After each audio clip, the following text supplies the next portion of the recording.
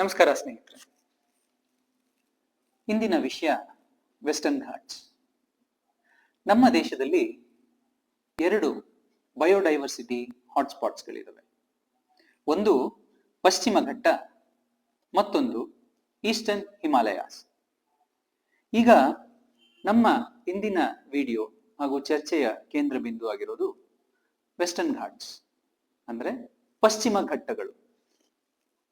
ಈ ಪಶ್ಚಿಮ ಘಟ್ಟ ಯಾವ ಪ್ರದೇಶ ಅಂತಂದ್ರೆ ಕರಾವಳಿ ಮತ್ತು ಬಯಲು ಸೀಮೆ ಇವೆರಡರ ಮಧ್ಯೆ ಬರುವಂತ ಪ್ರದೇಶವೇ ಪಶ್ಚಿಮ ಘಟ್ಟಗಳು. ಈ ವೆಸ್ಟರ್ನ್ ಘಾಟ್ಸ್ ಅಥವಾ ಪಶ್ಚಿಮ ಘಟ್ಟ ಇದನ್ನ ನಾವು ಸಹ್ಯಾದ್ರಿ ಅಂತ ಕೂಡ ಕರಿತೀವಿ. ಈ ಪಶ್ಚಿಮ ಘಟ್ಟದಲ್ಲಿ ನೀವು ಅನೇಕ ಪ್ರಭೇದಗಳ ಗಿಡ ರಾಶಿಗಳನ್ನ, ಮರಗಳನ್ನ, ವನ್ಯಜೀವಿಗಳನ್ನ, ಪಕ್ಷಿಗಳನ್ನ ಹಾಗೂ ಇನ್ಸೆಕ್ಟ್ಸ್ ಗಳನ್ನ ನೀವು ಕಾಣಬಹುದು.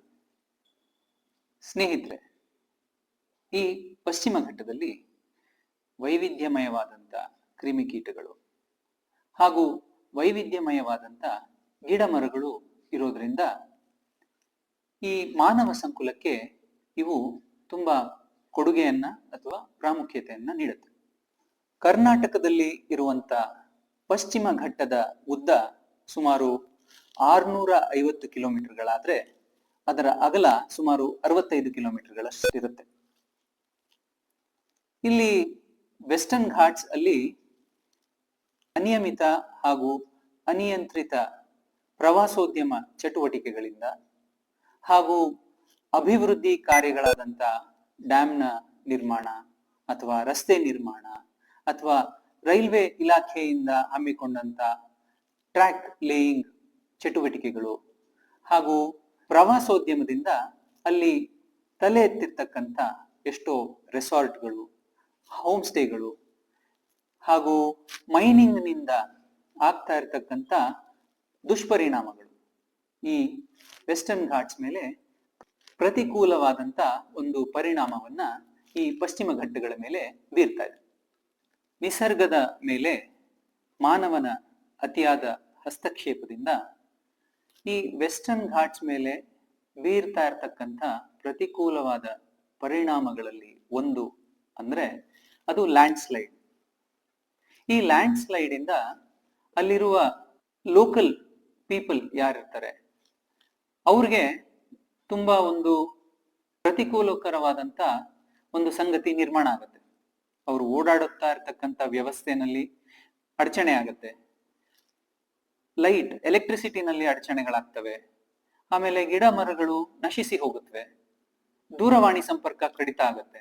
ಇವೆಲ್ಲದರ ನಡುವೆ ಅಲ್ಲಿನ ಲೋಕಲ್ ಜನತೆ ತೊಂದರೆಗಳನ್ನ ಅನುಭವಿಸ್ತಾರೆ. ಇವು ವನ್ಯ ರಾಶಿಗಳಿಗೂ ಅತಿಯಾದ ಒಂದು ಸಂಕಷ್ಟ ಎದುರಾಗುತ್ತೆ. ಕರ್ನಾಟಕ ರಾಜ್ಯದಲ್ಲಿ ಪಶ್ಚಿಮ ಘಟ್ಟಗಳನ್ನು ಒಳಗೊಂಡಂಥ 8 ಜಿಲ್ಲೆಗಳಲ್ಲಿ ಬರುವ 31,231 ಚದರ ಕಿಲೋಮೀಟರ್ ಭಾಗದಲ್ಲಿ ಭೂಕುಸಿತದ ಸಂಭವನೆ ಜಾಸ್ತಿಯಾಗಿದೆ. ನಾವು ಗಮನಿಸಿದ ಹಾಗೆ ಕೊಡಗು ಜಿಲ್ಲೆಯ 96 ಪ್ರದೇಶದ ಭಾಗ ಭೂಕುಸಿತಕ್ಕೆ ಒಳಪಟ್ರೆ ದಕ್ಷಿಣ ಕನ್ನಡ ಜಿಲ್ಲೆಯ 95% ಭೂಪ್ರದೇಶ ಭೂಕುಸಿತಕ್ಕೆ ಒಳಪಟ್ಟಿದೆ ಹಾಗೂ ಉತ್ತರ ಕನ್ನಡ ಜಿಲ್ಲೆಯ ಸುಮಾರು 80% ಭೂಪ್ರದೇಶ ಭೂಕುಸಿತಕ್ಕೆ ಒಳಗಾಗಿದೆ. ಇದು ಭೂಕುಸಿತದ ಅಪಾಯದ ಅಂಚಿನಲ್ಲಿ ಇರುವಂತಹ ಪ್ರದೇಶಗಳು. ಇತ್ತೀಚೆಗೆ ನಾವು ಮಾಧ್ಯಮಗಳಲ್ಲಿ ನೋಡಿದಂತೆ ಈ ಭೂಕುಸಿತದ ಸನ್ನಿವೇಶಗಳು ಹಾಗೂ ನಿದರ್ಶನಗಳು ಹೆಚ್ಚಾಗಿ ಈ ಪಶ್ಚಿಮ ಘಟ್ಟದಲ್ಲಿ ಕಂಡುಬರುತ್ತವೆ.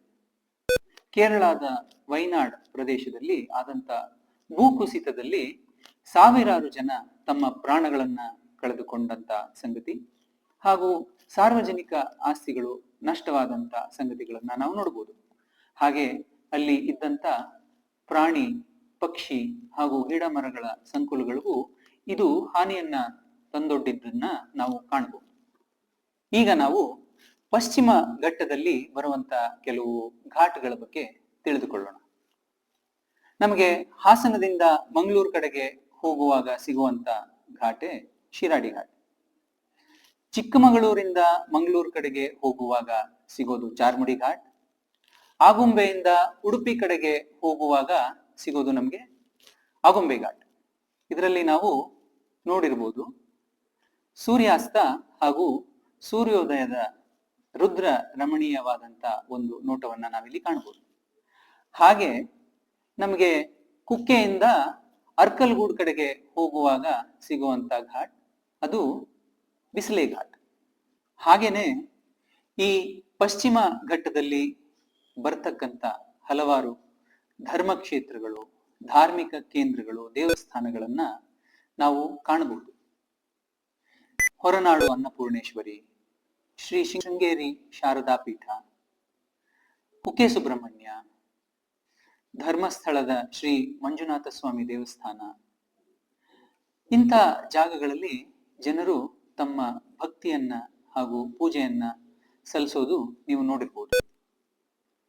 ಹಾಗೆ ಈ ಪಶ್ಚಿಮ ಘಟ್ಟಗಳಲ್ಲಿ ಕಂಡು ಬರುವಂತ ಕೆಲವು ಜಲಪಾತಗಳನ್ನ ನಾನು ಈಗ ಹೇಳ್ತಾ ಹೋಗ್ತೀನಿ.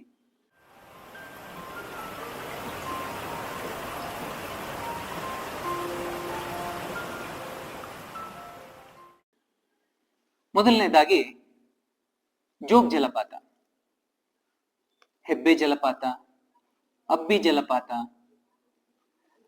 ಉಂಚಳ್ಳಿ ಜಲಪಾತ, ಹೊಗೆನೆಕಲ್ ಫಾಲ್ಸ್ ಹಾಗೂ ಗೋಕಾಕ್ ಜಲಪಾತಗಳು ಇವು ಪ್ರಮುಖವಾಗಿ ಬರುವಂತ ಜಲಪಾತಗಳಲ್ಲಿ ಕೆಲವು. ಗೋಕಾಕ್ ಜಲಪಾತವನ್ನು ಕರ್ನಾಟಕದ ನಯಾಗರಾ ಫಾಲ್ಸ್ ಎಂದು ಕೂಡ ಕರೆಯಲಾಗುತ್ತೆ. ಈ ಪಶ್ಚಿಮ ಘಟ್ಟದಲ್ಲಿ ನೀವು ಯಾವುದೇ ಪ್ರದೇಶದಲ್ಲೂ ಸಾಗಿ ನೀವು ಹೋಗ್ತಾ ಇದ್ರೆ ನಿಮಗೆ ರುದ್ರ ರಮಣೀಯವಾದಂತ ಒಂದು ನೋಟ ನಿಮ್ಮನ್ನ ತಲ್ಲಣಿಸದೆ ಅಥವಾ ಮೈ ರೋಮಾಂಚನಗೊಳಿಸದೆ ಇರೋದಿಲ್ಲ.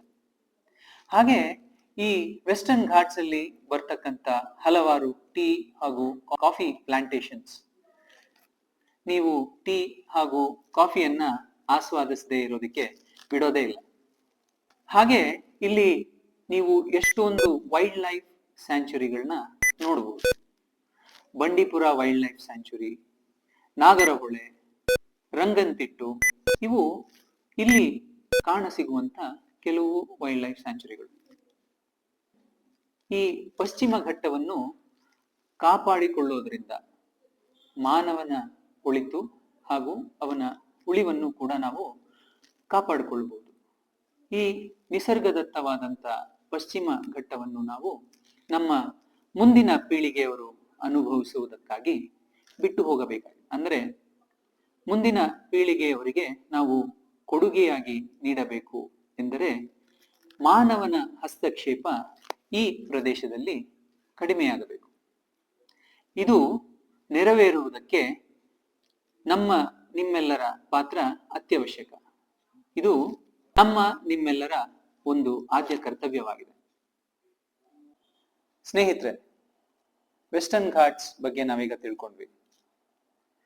ಹಾಗೇನೆ 2014 ಪ್ರಶ್ನೆ ಪತ್ರಿಕೆ ಅಂದ್ರೆ ಮುಖ್ಯ ಪರೀಕ್ಷೆಯ ಪ್ರಶ್ನೆ ಪತ್ರಿಕೆಯಲ್ಲಿ ಒಂದು ಪ್ರಶ್ನೆಯಾಗಿ ಬಂದಂತ discuss the importance of hotspot biodiversity and it's development ಅನ್ನೋ ಒಂದು ಪ್ರಶ್ನೆ ಬಗ್ಗೆ ಮುಂದಿನ ವಿಡಿಯೋನಲ್ಲಿ ನಾವು ಚರ್ಚೆ ಮಾಡೋಣ. ಈ ವಿಡಿಯೋ ನಿಮಗೆ ಇಷ್ಟ ಆಗಿದ್ದಲ್ಲಿ ದಯಮಾಡಿ ಸಬ್ಸ್ಕ್ರೈಬ್ ಮಾಡಿ ಹಾಗೂ ಬೆಲ್ ಐಕನ್ ಅನ್ನು ಕ್ಲಿಕ್ ಮಾಡಿ. ನಿಮಗೆ ಇನ್ನಷ್ಟು ವಿಷಯಗಳ ಬಗ್ಗೆ ಮಾಹಿತಿನ ತಿಳ್ಕೋಬೇಕು ಅಂದಾದ್ರೆ ಯಾವ ವಿಷಯದ ಬಗ್ಗೆ ತಮಗೆ ಆಸಕ್ತಿ ಇದೆಯೋ ಅದನ್ನ ನಮ್ಮ ಕಮೆಂಟ್ ಸೆಕ್ಷನ್ ನಲ್ಲಿ ತಿಳಿಸಿ. ಧನ್ಯವಾದಗಳು.